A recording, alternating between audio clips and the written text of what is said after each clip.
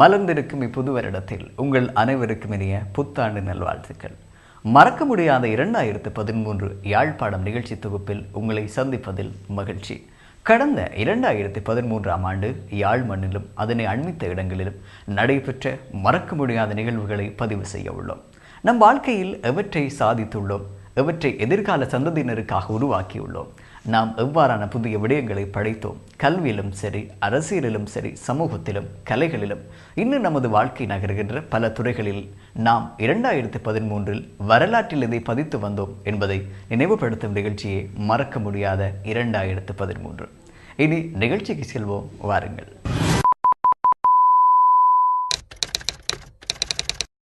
மறக்க முடியாத 2013 நிகழ்ச்சியில் முதலாவதாக நாங்கள் இணைத்துக் கொள்ள இருப்பது யாழ்ப்பாணத்தில் இருந்து 7 கிலோமீட்டர் தொலைவில் காங்கேசந்துறை வீதியில் இணுவில் மருதனார் மட சந்தையில் இருந்து தென்மேற்கு மூலையாக அமைந்திருக்கின்றது இயற்கை வளம் மிக்க மண்ணில் ஸ்ரீ ஆஞ்சநேயர் ஆலயம். ஆஞ்சநேயர் ஆலயத்தில் 2013ஆம் ஆண்டு மறக்க முடியாத அம்சமாக பதிவாகி இருக்கின்றது. 72 அடி உயரம் கொண்ட வரலாற்று சிறப்புமிக்க ஆஞ்சநேயர் சிலை அமைக்கப்பட்டு மகா கும்பாபிஷேகம் செய்யப்பட்டிருக்கின்றது. இலங்கையில் மிக உயரமான சிலை என்றால் யாழ்ப்பாணத்தில் அமைந்துள்ள, அதாவது மருதனார் மட சந்தையில் அமைந்துள்ள ஆஞ்சநேயர் ஆலய சிலை. ராமஜெயம் ஸ்ரீராமஜெயம் ஹனுமன் தருவான் நாளும் ஜெயம். ராமஜெயம் ஸ்ரீராமஜெயம் ஹனுமன் இருக்கையில் ஏது பயம்.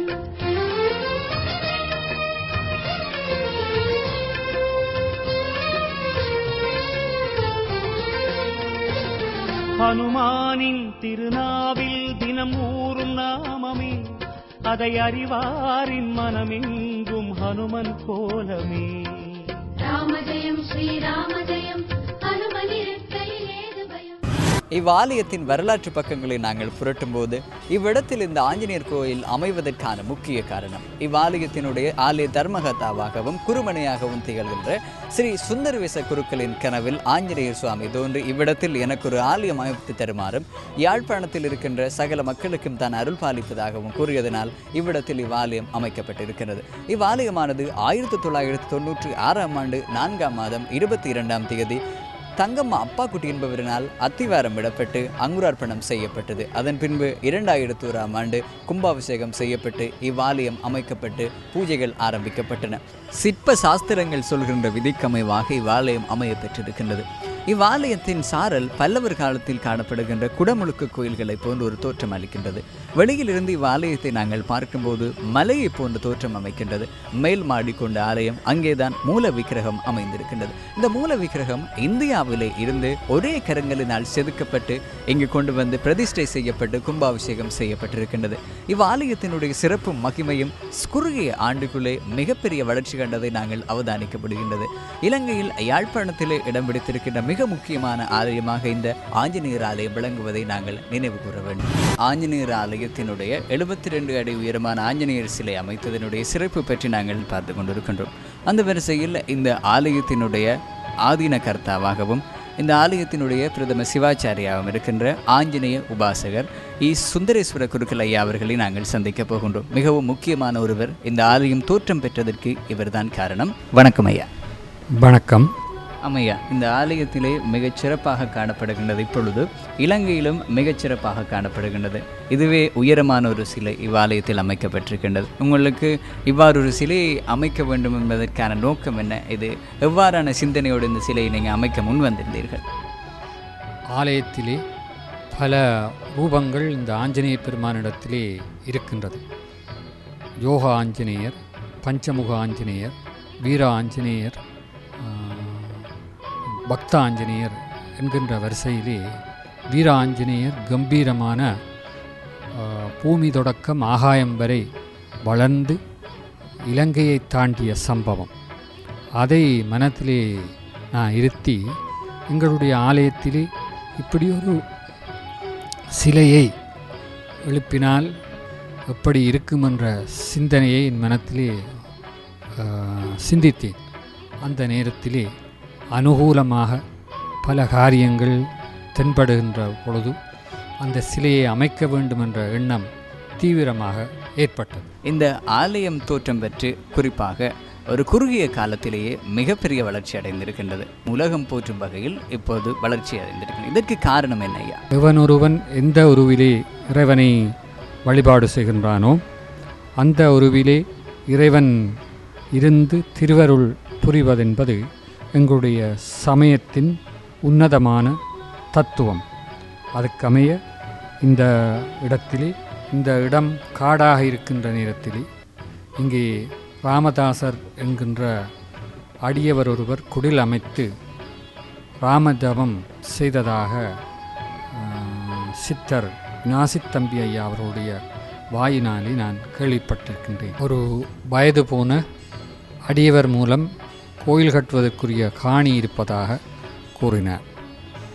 அந்த வகையிலே இந்த ஆலயம் இங்கே அமைந்திருக்கின்றது. இந்த ஆலயம் அமைவதற்கான காரணம் நாங்கள் வரலாற்று ரீதியாக அறிந்த ஒரு உண்மை. உங்களுடைய கனவில் ஆஞ்சநேய சுவாமி தோன்றி இவ்விடத்தில் ஒரு ஆலயத்தை தனக்காக கட்டுவாயாக என்று கேட்டதாக சொல்லப்படுகிறது. அது பற்றி நீங்கள் சொல்லுங்கள். 1998ஆம் ஆண்டு தெல்லிப்பளையிலே பிரதம சிவாச்சாரியாக பணிபுரிகின்ற நேரத்திலே இவர் என்னிடத்திலே கனவிலே தோன்றினாரோ அல்லது நினைவிலே வந்து சொன்னாரோ எனக்கு அது என்னுடைய பரிச்சயம் இல்லை. இருந்தும் அவருடைய வாக்கு என்னுடைய காதிலே ஒலித்தது. எனக்கு ஒரு ஆலயம் நீ கட்ட வேண்டும் என்ற ஒரு கட்டளை மாதிரி என்னிடத்திலே இட்டார். அதற்கு நான் என்னிடத்திலே இருக்கின்ற நிதி வளம் எனக்கு போதாது, நான் உன்னை ஆலயம் கட்டுவதற்கு எனக்கு தகுதி இல்லை என்ற அவரிடத்திலே விண்ணப்பிக்கின்ற பொழுது, உன்னால் இது முடியும், நீ அந்த இதை செய்து முடிப்பாய் என்ற சத்திய வாக்காக என்னிடத்திலே தந்தார். 3 வருடங்களிலே உனது கோயில் பிரபலிக்கம் அடையும், என்னுடைய ஆலயம் பக்தர்கள் சூழ்வார்கள் என்ற வாக்கையும் அந்த பெருமானிடத்திலே சமர்ப்பித்திருந்தார். அன்று தொடக்கம் அயராது ஓடி உழைத்து இந்த இடத்திலே மருதனாமட வழியிலே ஆலயம் அமைக்கின்ற பாங்கை நான் மேற்கொண்டேன். ஆஞ்சநேயருக்கு ஏராளமான பெயர்கள் இருக்கின்றது. ஆகவே இந்த ஆலயத்திற்கு சுந்தர ஆஞ்சநேயர் என்று பெயரிடப்பட்டிருக்கிறது. உங்களுடைய பெயர் சுந்தர குருக்கள் என்று நாங்கள் சொல்லுவோம். ஆகவே இந்த ஆஞ்சநேயர் ஆலயத்தினுடைய பெயரும் சுந்தர ஆஞ்சநேயர் ஆலயம் என்று சொல்லப்படுகின்றது. இவ்வாறு இந்த பெயர் வருவதற்கான காரணம் என்னையா? ஆஞ்சநேய பெருமான் அஞ்சனையினுடைய மகனாக தோன்றிய பொழுது அழகுக்கு நிகரில்லாதவனாகவும் குழந்தை வடிவமாக இருந்தாலும் தெய்வீக பொலிவுடன் அந்த குழந்தை இருப்பதைக் கண்டு அஞ்சனாதேவி தன் மனத்திலே சுந்தரனே என்கின்ற விழிக்கின்ற தன்மையை இராமாயணத்திலே ஆஞ்சநேய புராணத்திலே பார்க்கின்றோம். அது ஒரு காரணம். இன்னொரு காரணம், இந்த ஆஞ்சநேய பெருமான்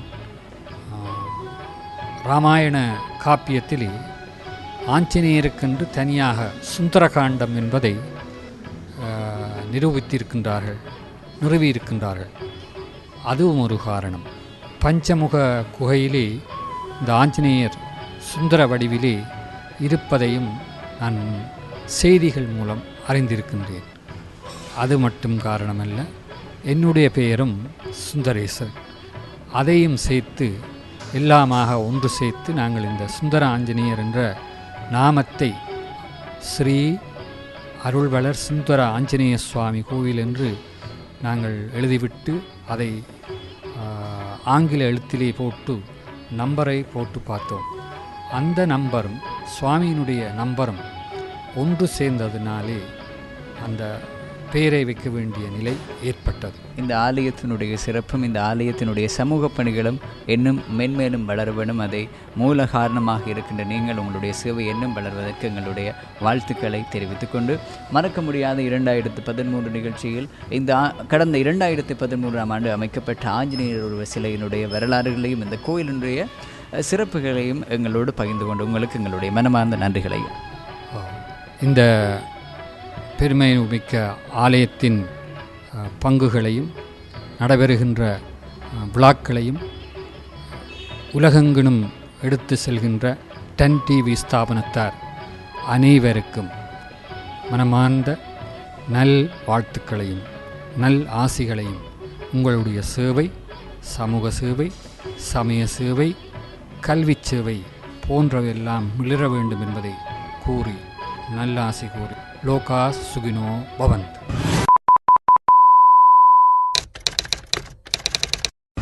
மறக்க முடியாத 2013 நிகழ்ச்சியில் அடுத்து நாங்கள் பார்க்க இருப்பது மிக முக்கியமான ஒன்று, மின்சாரம் பற்றி. யாழ்ப்பாணம் அண்மை காலமாக யுத்த சூழ்நிலை காரணமாக தேசிய வலைப்பின்னலோடு எங்களுடைய மின்சாரம் தடைப்பட்டிருந்தது.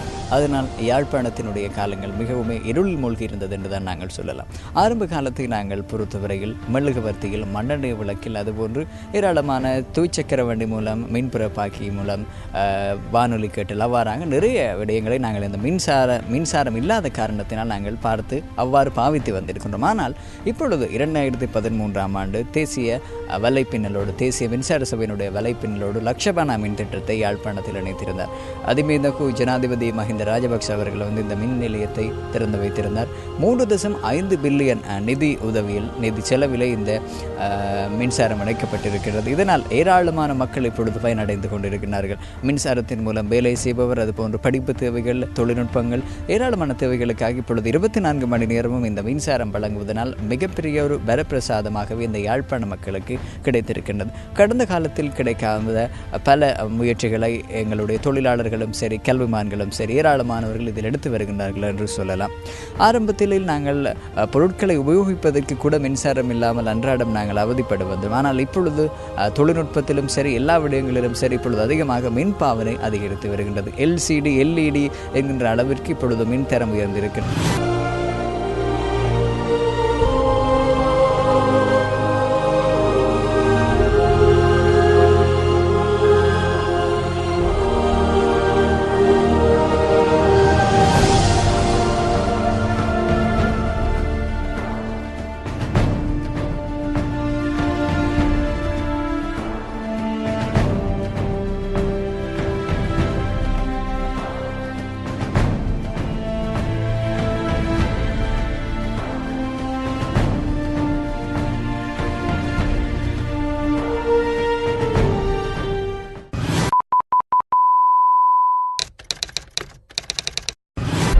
மறக்க முடியாத 2013 அடுத்த அம்சமாக நாங்கள் பகிர்ந்து கொள்ள இருப்பது யாழ் போதனா வைத்தியசாலை நவீன கட்டிட தொகுதி.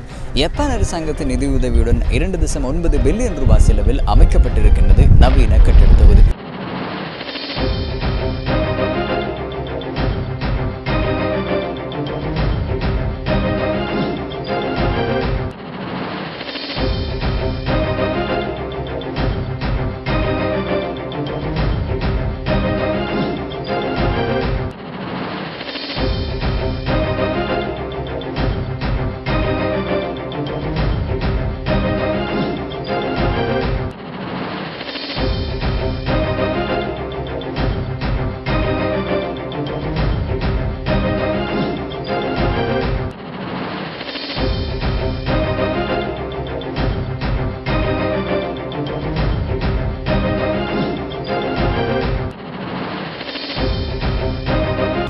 இக்கட்டிடத்தில் ஆய்வுக்கூட வசதிகள், அதுபோன்று தீவிர சிகிச்சை பிரிவு, அதிதீவிர சிகிச்சை பிரிவு என எக்ஸ்-கதிர் பிரிவுகளை கொண்டு இந்த கட்டிடம் அமைக்கப்பட்டிருக்கின்றது.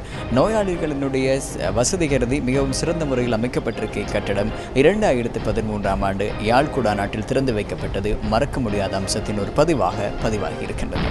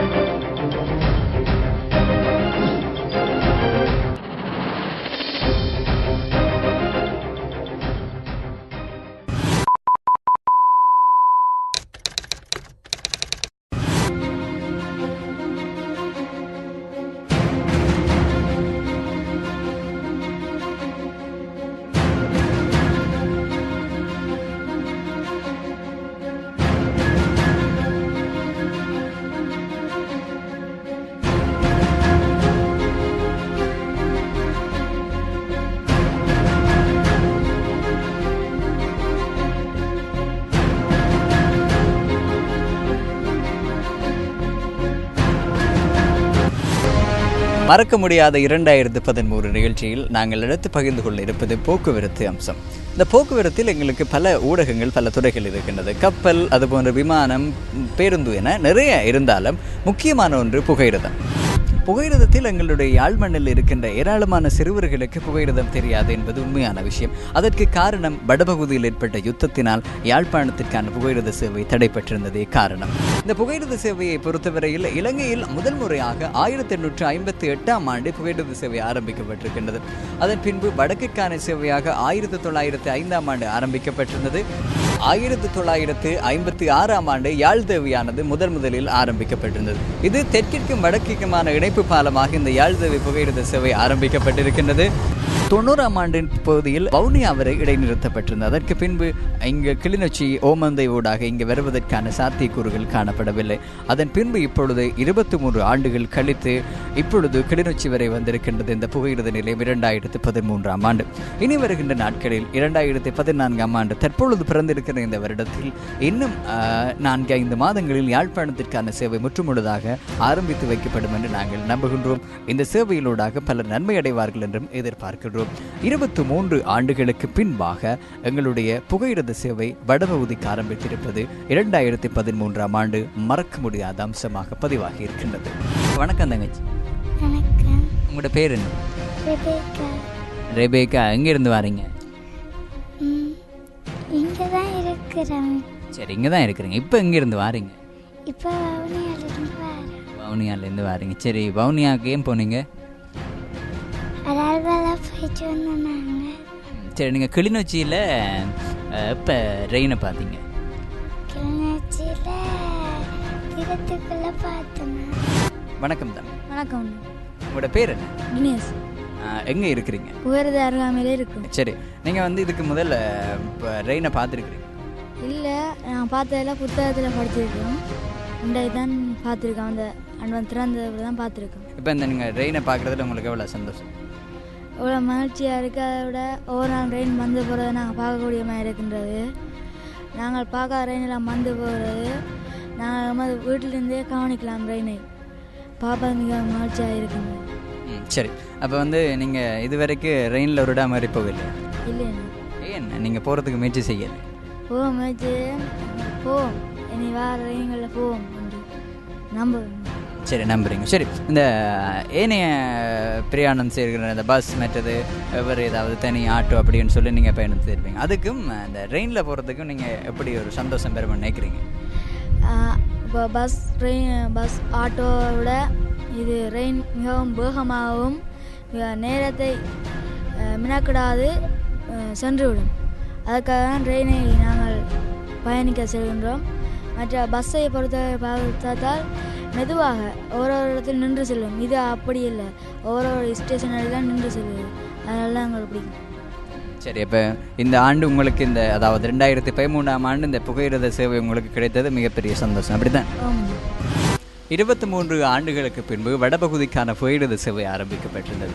இந்த கிளிநொச்சி வரை இப்பொழுது புகையிரதம் வந்து கொண்டிருக்கிறது. இதற்கு பின்பு நாங்கள் ஆரம்பத்தில் சொன்னது போன்று இந்த ஆண்டு யாழ்ப்பாணத்திற்கு வந்துவிடும். அதாவது 2014ஆம் ஆண்டு யாழ்ப்பாணத்திற்கு வந்துவிடும். ஆகவே இப்பொழுது நாங்கள் கிளிநொச்சியிலிருந்து கொழும்பிற்கான பிரயாணத்தை மேற்கொள்வதற்காக ஒரு அம்மா ஒரு ஐயா 2 பேருமே இங்கே வருகை தந்திருக்கிறாங்க. அதுவும் யாழ்ப்பாணத்திலிருந்து பேருந்து மூலம் இங்கே புகையிரதம் மூலம் கொழும்பு செல்வதற்காக இங்கே வந்திருக்கிறார்கள். அவர்களை நாங்கள் சந்திக்கும். வணக்கம்.